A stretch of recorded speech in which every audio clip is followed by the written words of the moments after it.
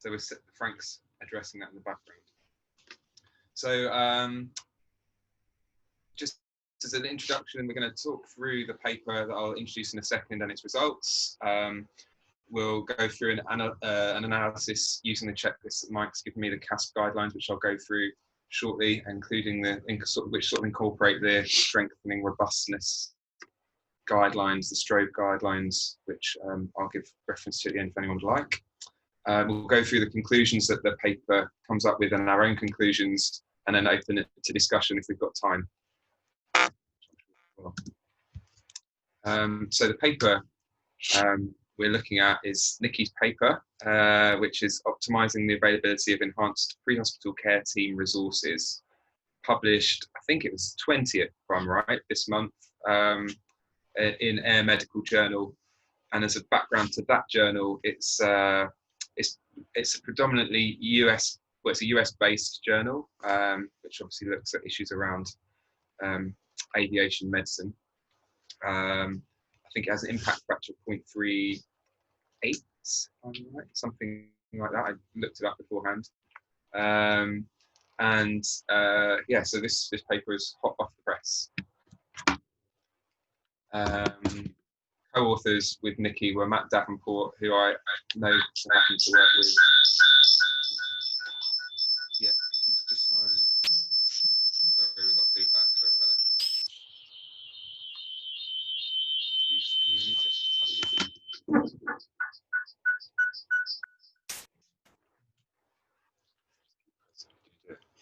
Sorry about that. Yeah, so Matt Davenport, who's an emergency medicine and I guess consultant in your service, and some others of your colleagues. So from reading through the paper, the background to the paper seems to be that NWAA didn't traditionally cover out-of-hours services, but there'd been an expansion of the service, including an increase in the helicopter numbers and the capacity for a rapid response vehicle, and the service was looking at how to best cover the particularly the out-of-hours section of their care that they hadn't traditionally covered. And it was noted that other HEMS services from SurveyMonkey survey were expanding to cover nighttime flying particularly, but also covered in cases where they couldn't fly or wouldn't fly with a rapid response vehicle. It notes that there's a controversial risk-benefit assessment in how to cover these hours, particularly with helicopters, in terms of the risk of flying in inclement weather and light conditions. And it notes that it's quite difficult to evaluate the benefit of any kind of HEMS service and difficult to justify its cost, which is something that all of our services suffer from. And the specific questions we'll go through are all under the umbrella of how could this service best expand to cover longer hours than the current 9 or 10 hours of flying time that were at the time of the study, the times that they would fly. So the 4 questions they very neatly describe are: what time of day do major trauma incidents occur? And does NWAA meet the needs of these patients? Where exactly do the incidents occur? And then are the NWAA resources optimally geographically located in order to respond to these? So in order to answer these questions, the design of the study was essentially a cohort study, but a retrospective secondary analysis of using effectively two databases, the TARN database and the ambulance service, the local ambulance service CAD system, in order to go identify the seriously injured patients over a period of time, which we'll come to. So it's important to note that they were looking at potential patients rather than actual patients who'd been seen. So it was anyone who was severely injured, and that was defined as an ISS of greater than 15, which is a conventional method of identifying a major trauma patient. And it was either patients who were known to this ambulance service or the air ambulance, or both. They were enrolled, the population was enrolled over the course of a year, and that's 2017 to 2018, start January to 2017, start of January to the end of December of that year. And the patients could have been transported to hospital or died on scene. The exclusions that were mentioned were being outside the catchment area, significant data fields missing on looking at both databases, and duplicates particularly. Nikki, obviously, if you notice a glaring omission, just shout out straight away. Otherwise, we'll talk about stuff at the end, if that's all right. So again, another marker of quality, they've included an excellent flow diagram, just showing how the patients were recruited and where patients were excluded. You can see the numbers of that they were looking at, most identified through the TARN, and a small number were picked up again through the NWAA CAD system. And then after you move down, after removing duplicates, and then so on through all the other exclusion criteria. So it's clear and above board how they arrived at their final number of 2,318 patients over that year. I've included all the useful infographics that they've used, or graphs that they've used to give you the main results and findings of this paper. So this quite neatly shows that of those patients that were identified over that year, this is the absolute number. So if you added all these columns up, it would come to that 2,300 and something patients. And what time of day they were injured in half-hour slots. So you can see that there's a general quiet area down here in the very early hours of the morning, and then things pick up over towards the middle of the day with the majority, the biggest peak happening at lunchtime, and then sort of high burden of cases again around that area of the middle of the day, and then cooling off overnight eventually as well. That was without breaking down the differences between weekends and weekdays, which we'll come to in a minute. So that's the overall. And that was useful, and they did this very elegant thing, I felt, to look at where you put a 12-hour shift to cover most of those patients, or as many of those patients as possible. And you can see they've either start at its least effective is down here. If you did a 9 p.m. till 9 a.m., you'd get you capture the fewest patients. And then if you were up here somewhere, as they say in their discussion, it doesn't make too much of a difference where you start and finish from a patient numbers point of view, but you could significantly, you could make the hours of work significantly more painful for someone by doing it either side here, potentially, and you've got a sort of sweet spot in which to focus a 12-hour shift. Here are the absolute numbers, again, of patients that we've described in that population inclusion criteria, according to days of the week. And then you can see that there's not much difference, for example, between Monday, Tuesday, Thursday, Wednesday, and then a bigger number at the weekend.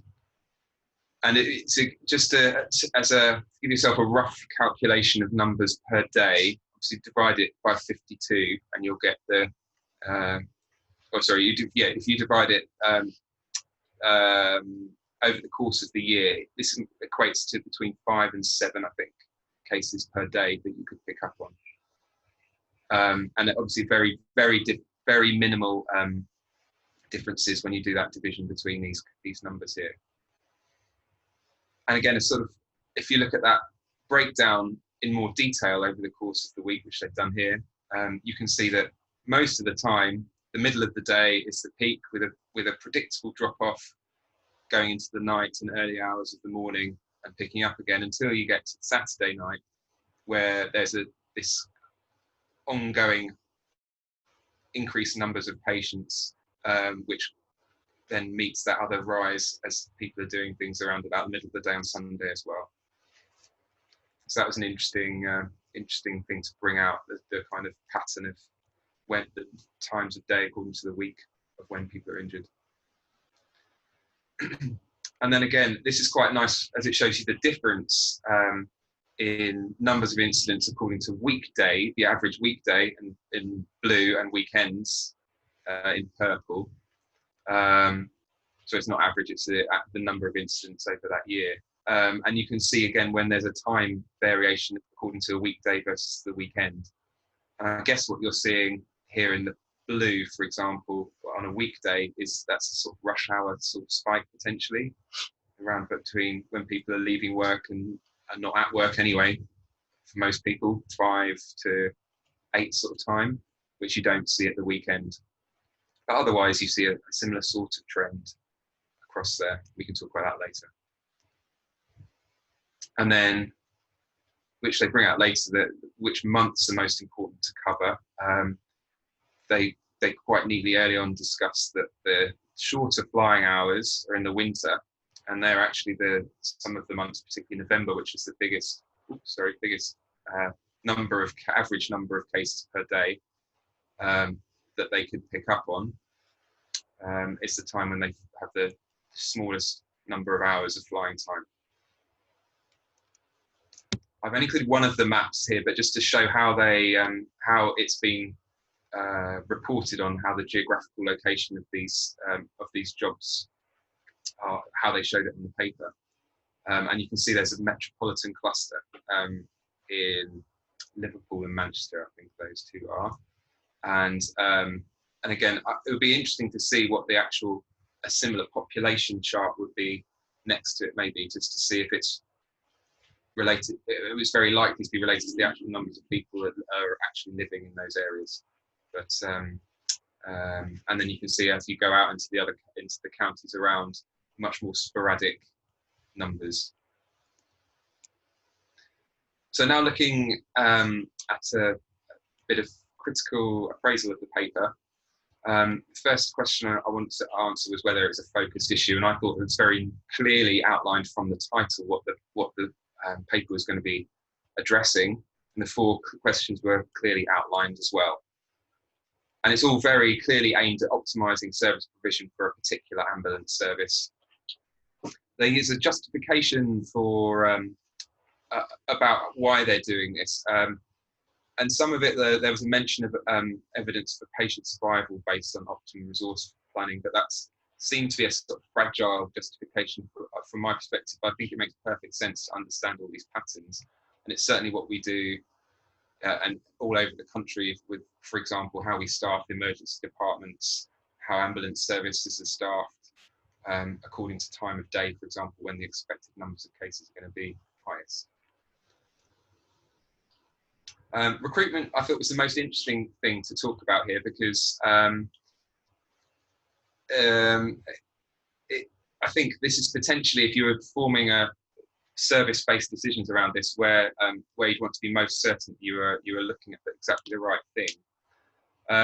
So there were patients that were excluded from analysis because I think that most of those bits were missing. There was a large number of the patients that were excluded, which there weren't a large number. It was information missing. I just wondered what those patients might have looked like and if there was a common theme there. And also why I couldn't quite understand why bits were missing. So maybe at the end we can talk about that if that's all right, Nikki. And then the question that plagues all of these things is, how do we capture patients that HEMS are going to add significant value to? And we've arrived at very sensible ways to identify those patients, but they're all trauma related.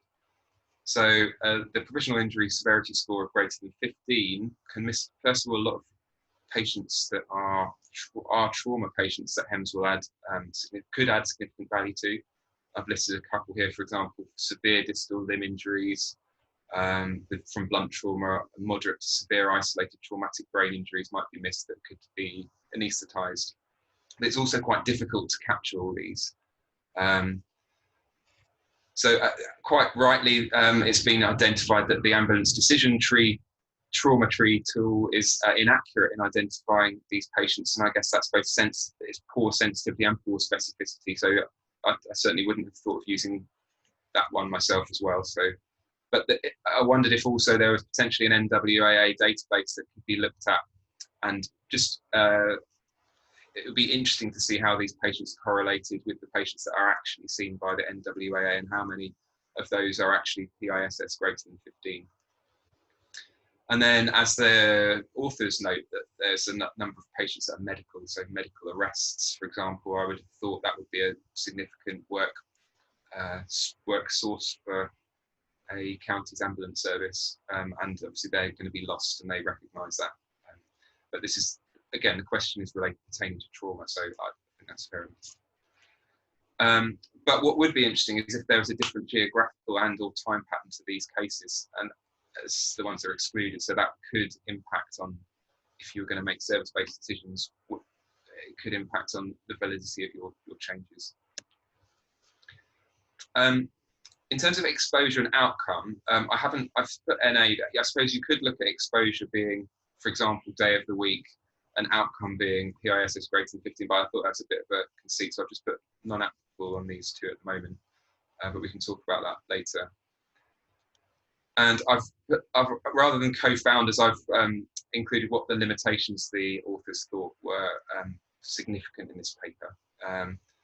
They've spoken about TARN underreporting, which is in the mid-20s%, so patients are lost by just using the TARN database, and they tried to get around that by supplementing with the CAD system, and I don't know what the loss to follow up for those patients is likely to be.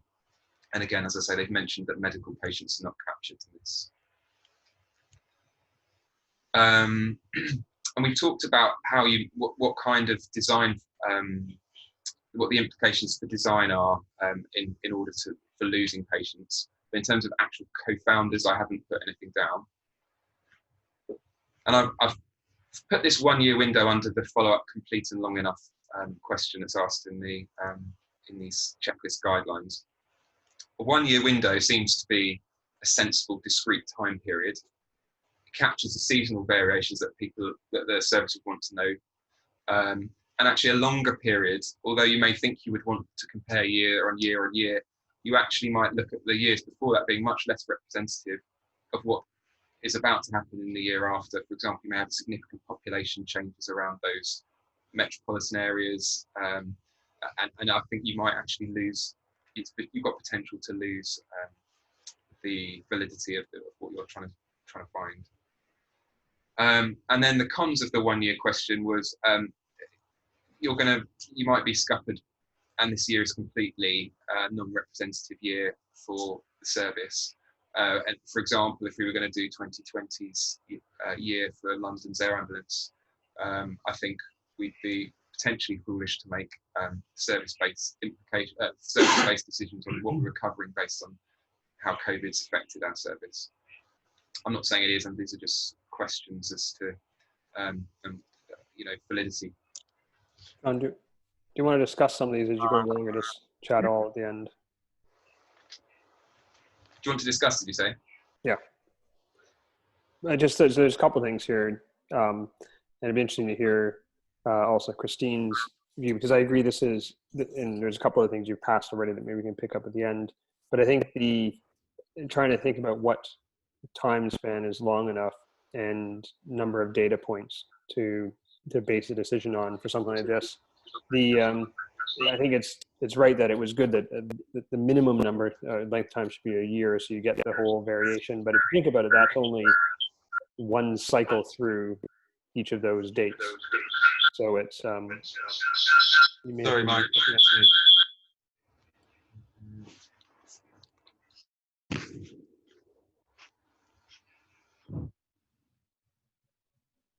Still there? Yes.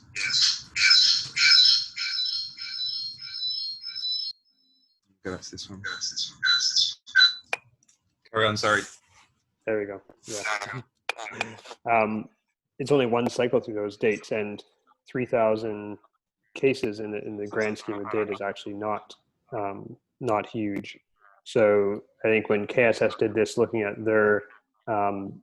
their positioning of where they're going to put their helicopters and stuff like that, they did, I think it was 5 or 10 years worth of data and had 10 to 20,000 data points or something like that to make the decision. So because things do change more than we think sometimes from year to year. So as you were pointing out, not even just for things like COVID. So I think that was a good point to raise. Christine, what were your sort of thoughts around sort of the volume of data for this type of analysis. And I'm also curious from Nikki, I sort of understand why you wanted a feasible project for what you had time to do. But if you'd thought about longer time periods and if there were particular barriers as to why you chose the 1 year. So go ahead. Yeah, so the 1 year data, it was to sort of balance the seasonal variation and adequate numbers, balanced with making it manageable as a project for me, really, ultimately. And we didn't know what the numbers were going to be until we got the first lot of data and then worked out whether that was going to be enough, which we kind of felt it was. So we stuck with that from a manageable point because it did take quite a long time to process. There was a lot of missing data that I had to supplement from the CAD system. And I think any more than what I had already wouldn't have been manageable for me. Well, that's interesting that you say about lots of missing data, because when I looked at the flowchart, I looked at there was only 42 additional patients, but I guess it's bits of different records that you also supplemented in there that wasn't as captured, because you still had about almost 19%. So almost 1/5 of the patients had missing data, were excluded because of missing data, which is actually a fairly significant number, in addition to whatever underreporting there is in TARN. So there was a lot of underreporting. There was a lot of missing data that I was able to supplement. So aside from the 48 that I got, they were all termination of resuscitation at scene. In the sort of 3,000 that I had from TARN, I would say probably half of them was either missing the postcode or the time of call. So I had to go through each individual, and there was very few incidents that actually had the incident number and the time of call and the postcode. So that was the sort of time-consuming part. I was going to ask you about how difficult it was to do this and how good the quality of data was from TARN. Because I had a few other questions about that at the end. Sorry, and Christine, what were your thoughts? Yeah, I think it looks really interesting. It's certainly given me ideas for what we could do with some of our data, Mike, even though I know, that's LAA incidents that they did attend, which is a very different baseline. I wondered, I guess, whether you'd looked into doing any sort of statistical analysis, I guess, Nikki, on whether the differences between days of week or between, weekend versus not and so on were significant in the data set you had. Yeah, so again, it was more about making it manageable for me as a project, and I was aware that that was something that's a potential to do to improve the project and make it more valid. But from what we were trying to achieve from an in-service perspective and from a manageable project, I didn't do any of that. Yeah, but I think from our analysis with I guess similar differences between cohorts that we were looking at, and a similar number of cases. 3,000 versus 2,000 in a piece of analysis we've just done, and we were getting highly significant p-values. So I think it's definitely enough data to get sort of meaningful results from that perspective as well. Yeah, I think and I agree. It's one of the things I noticed. I sort of had a little twitch when I looked at the graphs and didn't see error bars and the things that I love on them. But I think you can find a statistical difference, but that doesn't necessarily always mean that in terms of operational planning that you've captured all the full information you need in cycles. But so we can, sorry to John, I didn't mean to interject, but I thought it would be good to, before we miss some of these things, to have some of those discussions. So I'll shut up now. Yeah. So I'm trying to fix microphone and speaker issues at the same time. Am I clear now? Crystal. Oh, great for you.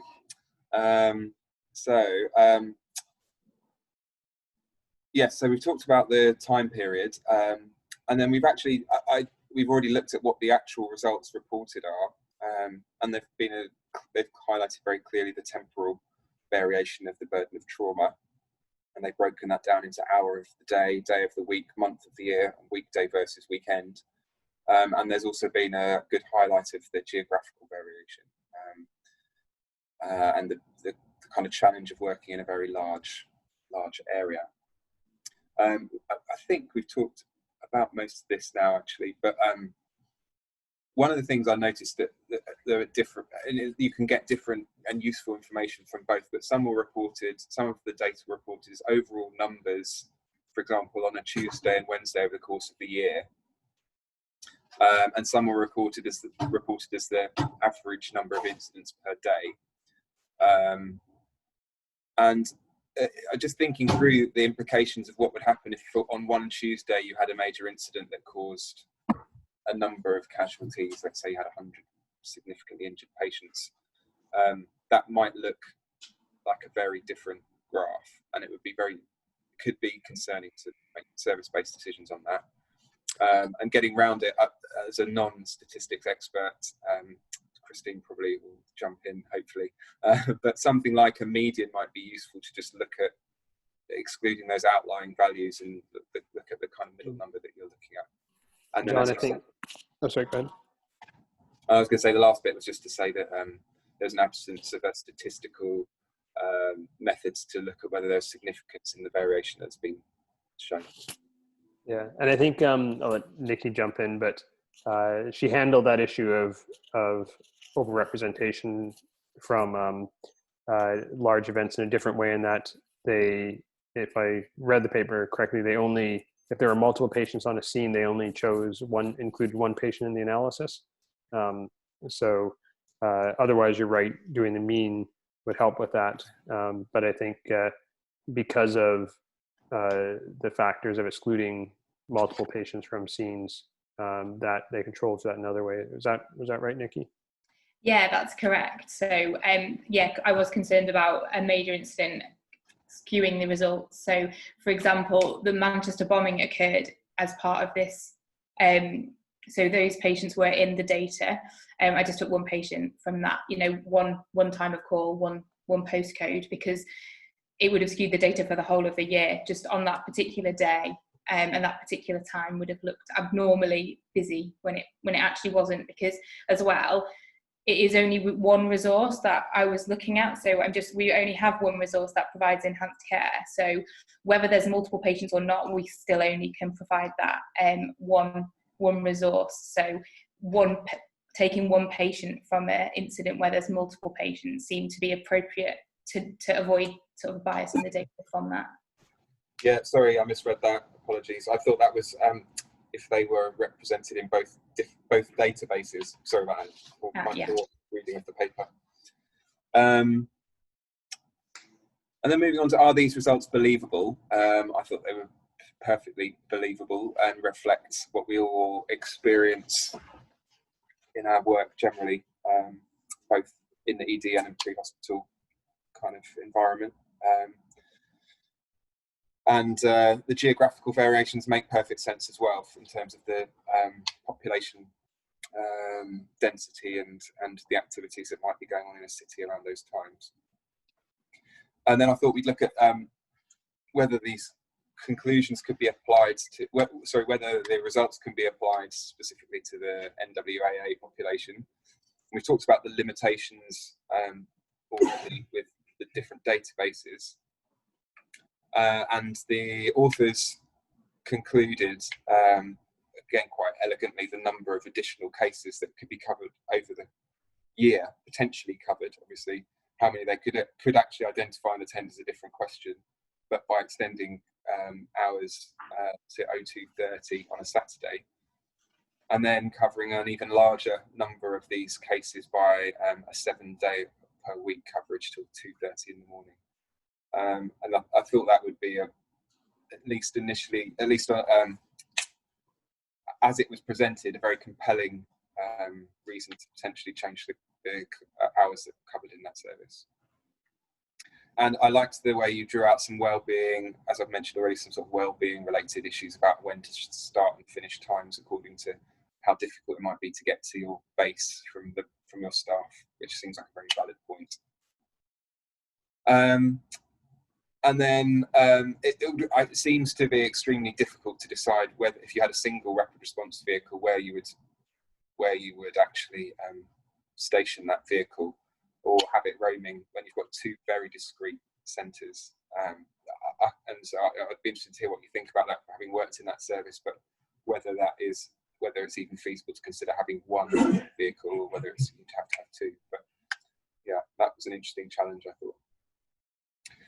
And as we're doing it from a London's air ambulance perspective, I just thought it'd be worth pointing out that there's limited applicability, I think, to our service, but the principles of investigating this is interesting and definitely potentially applicable about how we might look into service provision changes. I know that that's an issue that people are talking about an awful lot here, particularly about extending flying hours. People talked about it organically today without reference to this paper. So I think that's the way you've addressed this is a very sensible way to help support service change. But again, for us, we couldn't use your data because of the differences in population density, transport infrastructure, and injury patterns per se. But yeah, maybe more to discuss on that. Do the results fit with other available evidence? The authors have referenced the Trauma Who Cares, one of our seminal papers, which fits with the night and weekend heavier burden of trauma, and the previous associations of trauma with recreational activity, I think you described, which is something, again, that seems prima facie to be obvious, and it's something that's observed, as we say, in previous evidence. So what are the implications of this study to practice? I think it has to be really, it's most interesting internally to this service. And I was interested to know how it's already been used, because presumably you had the data in-house before it was published, and how it's been received in your service and how it's been used so far. And then as an extended question for us, I thought we'd talk about particularly how do we decide whether HEMS should extend its flying hours. Do you want to start answering any of them, Nikki? Yeah, so in terms of how it's affected the service currently, they did go to 12-hour shifts. So they chose an 8 a.m. to 8 p.m. shift. Obviously, as you mentioned before, there wasn't a great deal of difference from starting at 8 a.m. and starting sort of up till 9:30. So bearing in mind the rush hour traffic, the base is renowned to be quite difficult to get to, that they chose the 8 o'clock one. And, you know, that just doing that doesn't require any additional sort of input from the aviation service or any additional pilots. It doesn't require any additional doctors, maybe just an extra sort of paramedic spread out over a year to just cover those extra 2 hours a day, but for quite a big increase. So from like 52% to 64% of calls being available for, it's quite a big difference with a very minimal change required to implement that. Now on now certain days where they expect a busy evening, they'll put an evening car on, but there's nothing formal at the moment. And with COVID happening, they had to change their shifts again. So it's kind of been put on hold, the changes that have been implemented from this, which is difficult because it means it's tricky then to do an audit of how effective it is then going to be. But they did move to 12 hours in October last year. And then have recruited for more paramedics as well, just to cover the extra hours. And with that, we sort of acknowledge that a lot of this, it's very well saying that we're available for more jobs, but if the tasking isn't great, then it's pointless being available if you're just going to sit there and not be sent to anything. So a lot of work has also gone into the dispatch criteria in training our air desk dispatchers, and also ensuring that there's now a clinician in EOC with the air desk dispatchers all the time, which prior to this study it was very sporadic. So that's also helped with that. And what else was I going to mention? And in terms of being able to sort of look forward, obviously with the data, it was difficult to decide what data to use in the first place. So we could have looked at ambulance service triage, and as you mentioned, it's not very accurate to rely on. So it'd be quite good to see a comparison of an ambulance service triage, positive or negative, compared to an ISS of patients in the Northwest, just to see how well they are accurately triaging, or whether there's still quite a large degree of under and over triage with that. So I had the option to use that data or use this, which I felt would be more accurate, but also doesn't tell us about which patients required enhanced care, which is obviously what the resource is there to do. Yeah. So it was a tricky one trying to decide which data to use in the first place to get us the best results, but I thought I chose the one that was the most reliable out of the options, really. Do you mind if I ask, do you know what the what kind of ISS your patients in NWAA tend to have? Because we calculate provisional ISS here. Oh, okay. No, I don't know actually. I'm not sure. In August 2017, when our enhanced care service was implemented, they also implemented HEMS base as a database. So that would have been good to use if we'd had enough data from that. But because it was only just being implemented at the time, there wasn't enough data to try and compare how many actual calls. So we still aren't entirely sure, out of the number of calls that are major trauma positive, how many of them we're actually getting sent to. But that's definitely a potential for future studies. Thanks. That's great. Well, thanks, Nikki. It's a really nice paper, and great to see that it was done by yourself, and in the way the service is looking at this data. I came across it, and we were in the middle of these discussions ourselves, and I thought, oh, it's interesting and very timely paper to have, and just stimulate different ways of thinking about it. I think, as you pointed out, there's lots of different pieces of the puzzle, and I think this, I sort of think about these things as every one of these studies sort of shines a light in a different piece of the sort of the whole picture, and it's rare that you actually are able to see it all. But as you mentioned, critical to this is A, patient outcome, and does it make a difference or impact, and B, also, are you getting to the jobs, and which is a really difficult thing, especially if you have one team and you're so scattered, and taking into account things like weather and flying and distance and to where the jobs are and stuff like that. So there's definitely a lot more, but this is a fantastic start. I'll open up to others, and I think I don't know, Tom, Frank, Bill, any other comments? Do you want to start, Tom? Do you have anything? No, thank you. I mean, it's a great paper, and it's great to have the first author joining our journal club. So thank you. Mike and Christine, I guess you'll perhaps want to pick up on some of Jon's comments around our data and when we're planning to present that to the group in September at CGD and things like that. Yeah, so we've done some very rough first analysis. Christine has led on that, looking at our jobs that we actually get to, as well as some possible missed jobs, but we're struggling with some of the same issues that Nikki has around some data quality issues. And that's why one of the reasons we haven't looked at to TARN yet is having heard other people's experiences with the challenges of getting data. I'll answer the rest of Tom's question, but I have a quick question I remember for Nikki. I was a little surprised that you said in your paper that the data was anonymized from TARN, but they still let you have CAD and incident location, because some services, particularly here in London, consider CAD and incident location as identifiable data. So they want to strip that if they're de-identifying data. But you managed to get that from TARN, it sounds like.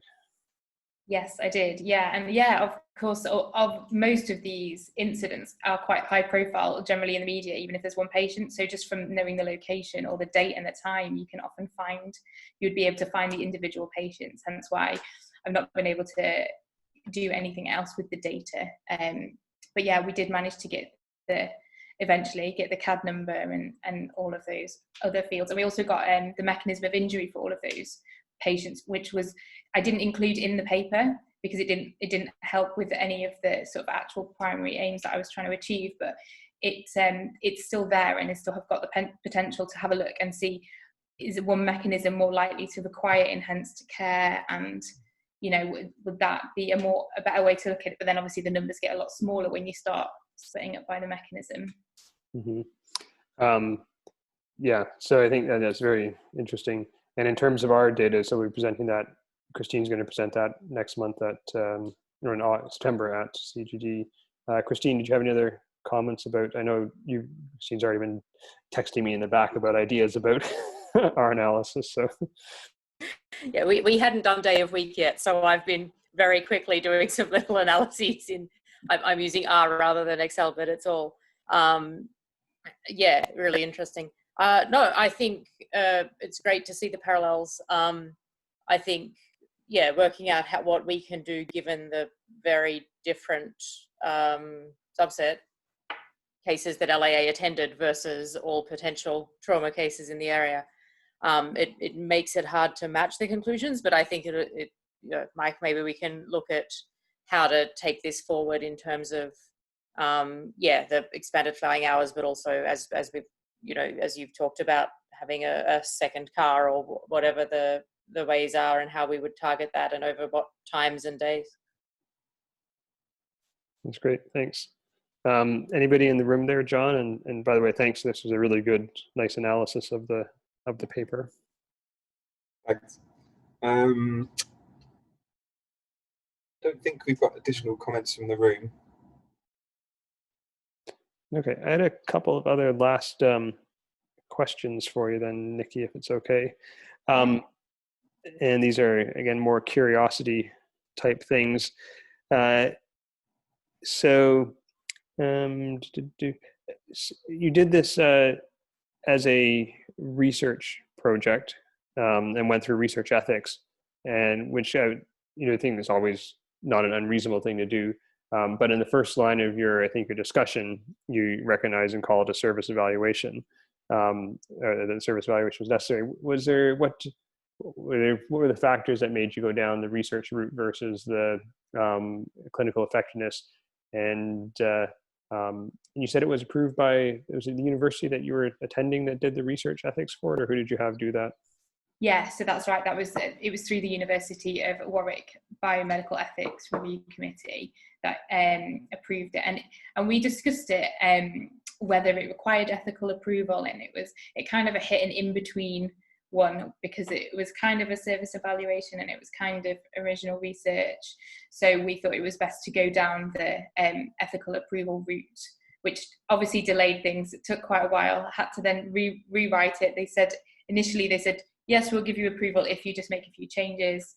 And then I got approval from them. That's great. Well, it's a lot of effort. The other thing I noticed, it was interesting, you're sort of just shy of 3,000 cases in your 4 million catchment area actually works out to for ISS greater than 15, a major trauma incidence of around 80 per 100,000, which is quite relatively high especially across the UK. So is it known that you sort of have a bit of a trauma cluster up there, or maybe it's just my lack of knowledge of things outside of London? But I wasn't sure if you or any others, or Tom or anybody, had any comments about that. It's a fairly big big volume. No, I wasn't actually aware of how it compares from a trauma volume to other areas, to be honest, but it's a very interesting point. Yeah, it sort of had me thinking about just sort of double checking your numbers and stuff, and making sure everything's sense checked as I was looking at the paper. Yeah. But it seems busy there. And you do both medical and trauma in the service, is that correct? Yeah, so it would be great if would have been a way to add in potentially like medical patients that we could potentially be of assistance with. We go to a lot of medical cardiac arrests because we have a good pre-hospital pre-lit for ECMO service in the Northwest, and a few other, we've got post-ROS skill sets that, most of the paramedics in the service can't apply to patients. So we do have quite a lot of benefit from a medical point of view. So it's a shame that we couldn't include that, really. I couldn't find a reasonable way to include it or find those patients. Yes, well, you are at Warwick, though. They do have the out-of-hospital cardiac arrest database. So yeah. Talk to Gavin and see if you can maybe a separate analysis. Okay, thanks. Are there any other questions, comments from anybody else at all? Okay, well, I think we'll close it here. Thanks so much for joining us, Nikki, and certainly when you become an APP down here, drop us a line, especially if you're interested in research. And Jon, thanks a lot for doing this. Is there anything else you wanted to say before we close? No, just good luck, Nikki, with your London ambulance service. Thank you very much. Right. Take care. Goodbye, all. Bye. Everyone.